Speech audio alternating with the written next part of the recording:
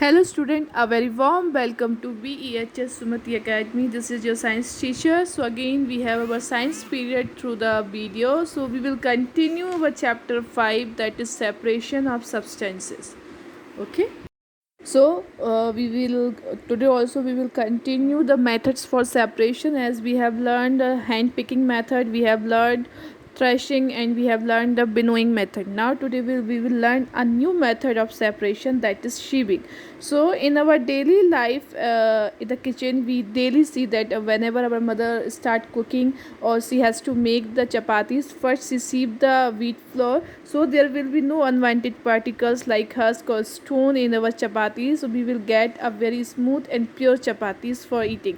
So same in the way it is also done in the construction site. Okay, how as you can see in the picture, so whenever there is a need of a pure sand, so what the laborers used to sieve the sand so that they will get no pebbles and stone in the sand, and they will get pure form of sand that will be easily mixable with the cement. So there will be no issue while pouring cement in between the bricks. So that means this is also one of the method for the separation, for getting a pure form of material or pure form of a matter. So sieving is used when the size of particles of different components of mixtures is different. Means when the size of different components in a mixtures are different, so there will be a process of sieving. Okay, so the choice of the sieve depends upon the size of particles to be separate. Means now we have the choice of the sieving, that by which sieving instrument we have to sieve it, just upon the size of the particles to be separated. Okay, as we use the sieve at home, but is very a small size, because we have to sieve only small quantity of flour at home. But in on the other hand, at the construction site they use a big size of siever, because they have to sieve a very big amount or very large amount of sand.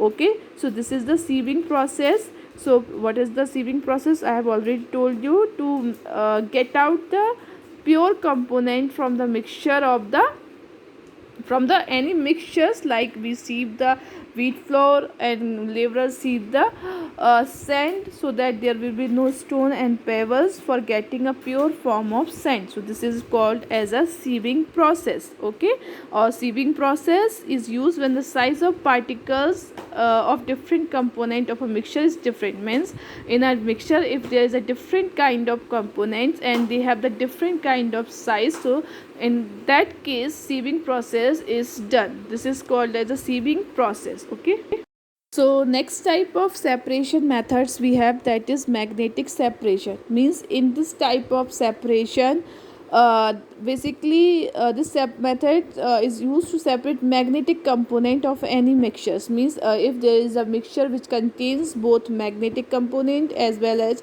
non-magnetic component, so it's become easy for us that we can easily separate these type of component through the magnet, because we all know that if there is a magnetic component, so that will be easily attracting towards the magnet. If it is a non-magnetic component, so it will remain on its position, it will not attract towards some magnet. So by following these properties of magnetism, we can easily separate magnetic and non-magnetic components. So what happened when a magnet is passed over such type of a mixture? So what happened, whatever the magnetic components are present in this mixture, in that mixture, so all the components will be attracted towards the magnet, and the non-magnetic components will be left behind. So we can easily separate magnetic and component and non-magnetic component with this procedure. So what happened, iron objects can be collected from garbage by using a powerful magnet. Means if garbage is there, okay, and we have to collect the iron objects. Okay, because iron objects can be reused for the next use. So what we can do, so we can collect these iron objects by using a magnet. So if in a garbage iron objects are present, so these objects will easily attract it towards the magnet, and they will be stuck to the magnet, and we will get these magnetic material or iron. So in this way we can also separate magnetic and non-magnetic material. As in the picture you can see how if there is a finely grounded ore is there which contains both magnet and non-magnetic particles. So what happened when we keep them what we do in a roller. So what happened if non-particle, what happened, magnetic roller is there, so all the magnetic particles will be attracted toward this magnetic roller, and all the non-magnetic components will be throughout in the next utensils which have the non-magnetic particles. So magnetic separation, we have learned that with the help of a big magnet or powerful magnet we can separate magnetic component as well as non-magnetic component. Okay, so now with this topic you have to perform activity 3 at your home, but which is very easy, and send me your video to my personal window after performing this activity. Thank you. We will meet